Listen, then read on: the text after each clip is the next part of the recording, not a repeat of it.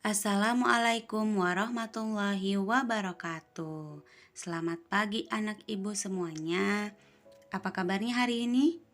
Semoga anak ibu semua dalam keadaan sehat walafiat. Amin ya robbal alamin.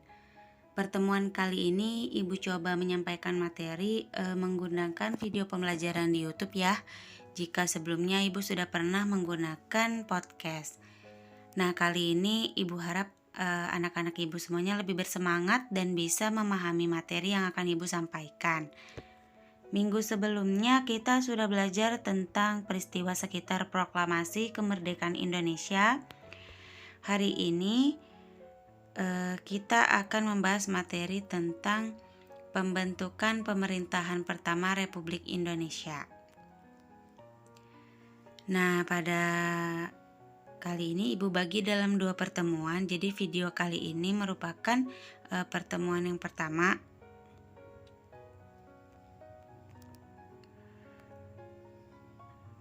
Oke, kita simak materinya.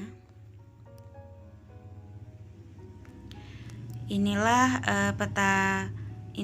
materi yang akan dipelajari terangkum dalam peta konsep ya. Peta konsep pembentukan pemerintahan pertama RI. Jadi ada sidang PPKI 1 menghasilkan pengesahan Undang-Undang 1945, sidang PPKI 1 juga menghasilkan pemilihan presiden dan wakilnya dan pembentukan komite nasional. Nah, ada sidang PPKI 2 menghasilkan membentuk pemerintah daerah yang terdiri dari 8 provinsi dan membentuk 12 kementerian.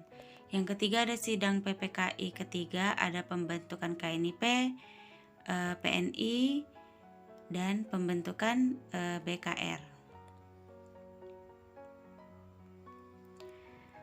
Nah, sebelum Indonesia merdeka, kita sudah tahu adanya BPUPKI yang Jepang dirikan.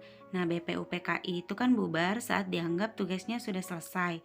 Lalu Jepang membentuk PPKI untuk mempersiapkan kemerdekaan Indonesia. Nah, setelah Indonesia merdeka, PPKI masih berlanjut tugasnya melakukan hal-hal yang dianggap perlu, seperti melakukan sidang yang sudah dijelaskan. Terdapat sidang sebanyak 3 kali sidang ya. Nah, coba anak ibu semuanya amati gambar yang ada di layar. Negara Indonesia belum sepenuhnya terbentuk saat proklamasi karena syarat sebagai sebuah negara belum seluruhnya terpenuhi. Lalu, apa saja syarat berdirinya suatu negara? Jadi, syarat kelengkapan suatu negara yang pertama itu memiliki wilayah, meliputi darat, laut, dan udara yang merupakan satu kesatuan. Indonesia punyakah wilayah? Ya, tentu Indonesia punya ya. Dari Sabang sampai Merauke. Yang kedua, memiliki rakyat. Indonesia tentu punya rakyat ya. Rakyat Indonesia terdiri dari bermacam-macam suku bangsa. Yang ketiga, syaratnya memiliki struktur pemerintahan. Nah, saat proklamasi Indonesia belum memiliki struktur pemerintahan karena keesokan harinya baru saat sidang PPKI pertama dibahas tentang pemilihan presiden dan wakil presiden. Selanjutnya, syaratnya mendapatkan pengakuan dari negara lain. Belum ya. Jadi karena Indonesia baru sampai pada pengakuan de facto, artinya bersifat faktual.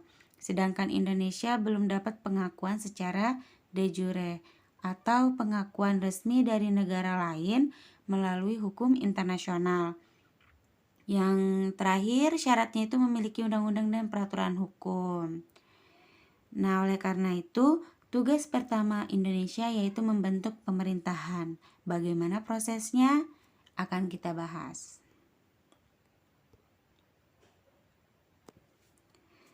Nah, sehari setelah Indonesia merdeka, PPKI mengadakan sidang sebanyak 3 kali. Yang sidang pertama PPKI diadakan pada 18 Agustus 1945.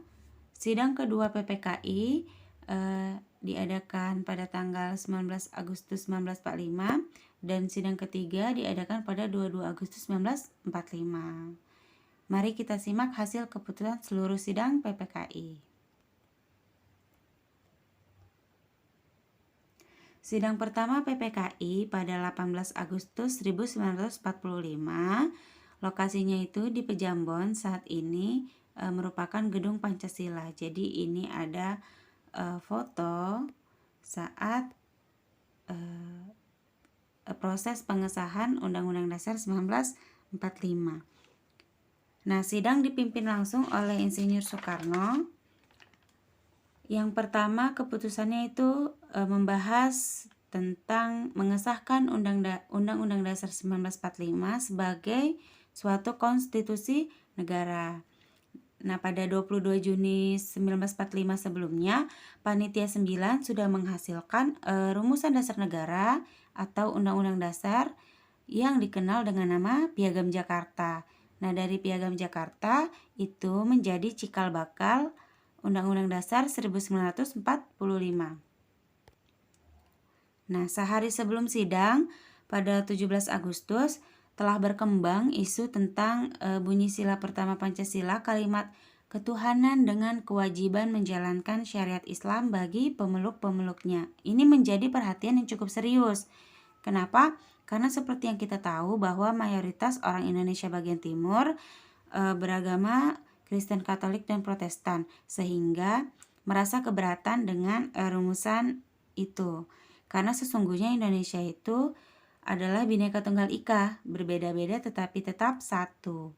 Nah, saat itu Opsir Angkatan Laut Jepang menyampaikan informasi keberatan atas kalimat tadi kepada Muhammad Hatta. Nah, bagaimana pemecahan masalahnya? Jadi, keesokan harinya pada 18 Agustus, sebelum sidang pertama PPKI dimulai, Muhammad Hatta itu bertemu tokoh-tokoh Islam yang berpengaruh. Di antaranya itu ada Ki Bagus Hadikusumo, ada Wahid Hashim, ada Mr. Kasman, dan Teguh Hasan. Nah, di situ Muhammad Hatta menyampaikan informasi tentang keberatan tadi. Kemudian Ki Bagus Hadikusumo ini merupakan tokoh Islam yang berpaham keras, dalam artian ia ingin tetap mempertahankan 7 kata tersebut. Kemudian Teguh Muhammad Hasan berhasil melunakkan Ki Bagus dengan argumen persatuan bangsa Indonesia itu lebih penting daripada kepentingan golongan. Kemudian dilakukanlah revisi Piagam Jakarta dari kalimat ketuhanan dengan kewajiban menjalankan syariat Islam bagi pemeluk-pemeluknya diganti menjadi ketuhanan yang Maha Esa, sesuai dengan sila pertama Pancasila saat ini. Kemudian setelah disahkannya Undang-Undang Dasar 1945 sebagai konstitusi negara tadi, Soekarno meminta untuk disahkannya pasal 3 aturan peralihan. Nah, lalu anak-anak ibu, sidang dilanjutkan untuk memilih presiden dan wakil presiden. Jadi Otto Iskandar Dinata mengusulkan pemilihan secara aklamasi. Aklamasi itu adalah pernyataan setuju secara lisan dari seluruh peserta rapat yang hadir pada suatu usul tanpa melalui pemungutan suara. Maka pada akhirnya secara aklamasi terpilihlah Insinyur Soekarno sebagai presiden dan Muhammad Hatta sebagai wakil presiden. Nah, saat hari itu juga dilakukan pelantikan presiden dan wakil presiden, di mana seluruh anggota PPKI menyanyikan lagu Indonesia Raya. Yang ketiga, sidang dilanjutkan menghasilkan keputusan untuk membentuk Komite Nasional, di mana Komite Nasional ini walaupun hanya untuk sementara, tapi berfungsi untuk membantu tugas presiden sebelum adanya lembaga legislatif seperti MPR dan DPR. Jadi presiden ini tugas-tugasnya dibantu sama Komite Nasional. Kita lanjut ke sidang PPKI yang kedua pada tanggal 19 Agustus 1945. Nah, pada sidang kedua ini menghasilkan 2 keputusan, yaitu pembentukan 12 kementerian dan pemerintahan daerah yang terdiri dari 8 provinsi. Nah, seperti yang anak ibu tahu, saat ini Indonesia sudah memiliki 34 provinsi. Maka pada awal kemerdekaan Indonesia itu hanya memiliki 8 provinsi dan 2 daerah istimewa lainnya. Nah, jadi yang pertama itu ada Provinsi Jawa Barat. Seperti di peta itu warna hijau ya. Gubernurnya saat itu R. Panji Suroso. Maaf, Gubernur Jawa Barat itu namanya tadi salah ya. Jadi yang betul itu Sutarjo Karto Hadi Kusumo. Nah, yang kedua ada Jawa Tengah yang warna pink petanya itu. Nama gubernurnya itu baru R. Panji Suroso. Nah, yang ketiga Jawa Timur di peta warna kuning. Nama gubernurnya itu RM Suryo. Yang keempat ada Provinsi Sumatera. Nah, jadi dulu Sumatera sebesar ini itu merupakan satu provinsi. Kalau sekarang kan sudah dibagi-bagi menjadi banyak ya. Nah, jadi di peta itu warna merah. Nama gubernur Provinsi Sumatera itu Teku Muhammad Hasan. Yang kelima ada Provinsi Borneo atau Kalimantan yang warna biru ya. Nama gubernurnya itu Pangeran Muhammad Noor. Yang keenam Sulawesi, di peta itu warna ungu. Nama gubernur saat itu yaitu Sam Ratulangi. Yang ketujuh Maluku yang warna oranye. Nah, nama gubernurnya itu Latuhar Hari. Terakhir ada Provinsi Sunda Kecil yang warna hijau muda. Nama gubernurnya itu I Gusti Ketut Puja. Nah, selain 8 provinsi, saat itu juga terdapat 2 daerah istimewa, yaitu Daerah Istimewa Yogyakarta dan Surakarta. Kota Yogyakarta itu istimewa karena statusnya masih di bawah kekuasaan dari Sultan Yogyakarta yang merupakan peninggalan dari Kerajaan Mataram. Nah, dalam perjanjian Giyanti berisi Kerajaan Mataram itu membagi wilayahnya menjadi 2, yaitu Kesultanan Yogyakarta yang dipimpin Sultan Hamengkubuwono dan Kesultanan Surakarta yang dipimpin oleh Pakubuwono. Agenda selanjutnya yaitu mendengar laporan Ahmad Subarjo tentang pembentukan 12 kementerian. Nah, seperti yang sudah ada di layar ya, jadi ada dari Menteri Dalam Negeri, Menteri Luar Negeri, Keuangan, Kehakiman, Kesehatan, Pengajaran, hingga Menteri Perhubungan.